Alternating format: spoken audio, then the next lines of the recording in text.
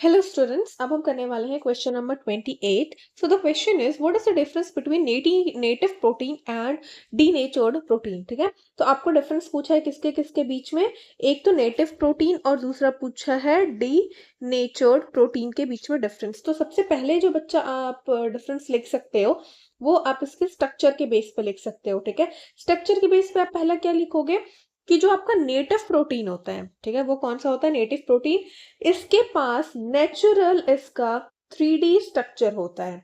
Natural 3 dimensional, जिसको मैं 3D लिख रही हूं, स्ट्रक्चर इसके पास प्रेजेंट होता है। ठीक है, मतलब इसके पास एक पॉलीपेप्टाइड चेन है प्रॉपर। ठीक है, लेकिन वहीं जब आप डीनेचर्ड की बात करते हो तो इसके पास स्ट्रक्चर नहीं होता, इसका जो स्ट्रक्चर है वो डिसरप्टेड हो जाता है। ठीक है, द स्ट्रक्चर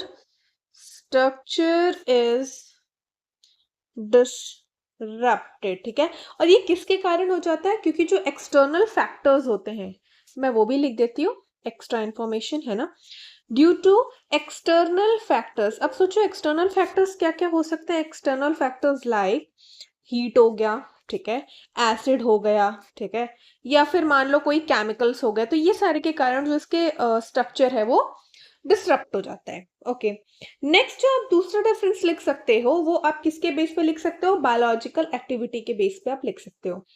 बायोलॉजिकल एक्टिविटी के बेस पे आप लिख सकते हो। तो जो हमारा नेटिव वाला होता है ये बायोलॉजिकल एक्टिव होता है ये। ठीक है, क्या होता है ये, बायोलॉजिकल एक्टिव होता है ये। ठीक है, मतलब इसका जो बायोलॉजिकल एक्टिविटी है वो रिटेन करते रहेगा, फंक्शनिंग मतलब वो काम करते रहेगा। ठीक है, लेकिन वही जो ये है ये बायोलॉजिकल इनएक्टिव हो जाता है। ठीक है, बायोलॉजिकल इनएक्टिव मतलब ये नॉन फंक्शनल हो जाता है। ओके, अगर आप एग्जाम्पल की बात करते हो तो हम तीसरा एग्जाम्पल लिख लेते हैं। एग्जाम्पल अगर आप देखोगे तो इसका हो गया फ्रेश एग का जो व्हाइट वाला पोर्शन होता है वो, ठीक है, जिसको एल्ब्यूमिन भी बोलते हैं, उस वाले की बात हो रही है। ओके, अगर आप डीनेचर्ड की बात करते हो तो इसमें क्या आ जाएगा आपका, जो कुक्ड वाले हैं, कुक्ड एग व्हाइट है ना।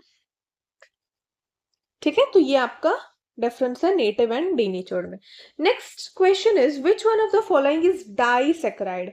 आपको ये चार में से बताना है कि कौन कौन से क्या है आपके डाइसेक्राइड है। तो सबसे पहले तो आप ये समझो कि डाइसेक्राइड क्या होते हैं, वो कार्बोहाइड्रेट होते हैं जो कि आपका 2 मोनोसेक्राइड यूनिट में वो ब्रेक डाउन हो। ठीक है, या फिर वो 2 यूनिट ऑफ मोनोसेक्राइड दे। तो अगर आप इसमें देखोगे तो आप ध्यान दोगे, आपने पढ़ रखी है जो glucose and fructose they are monosaccharide है ना।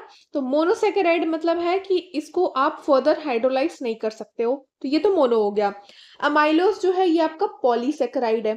सिर्फ यहाँ पे जो बचा lactose, lactose is a disaccharide. And disaccharide में जो हम बोल रहे हैं कि मोनोसेक्राइड के 2 यूनिट से बना है, वो कौन कौन सा यूनिट है, वो हमारा होता है ग्लूकोज प्लस गैलेक्टोज, इससे मिलके बना है हमारा lactose.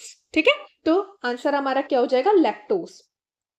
Third one is which vitamin is responsible for the coagulation of blood. तो कौन सा विटामिन होता है, दैट इज विटामिन के is responsible for coagulation of blood. I hope आपको समझ आया होगा। Thank you.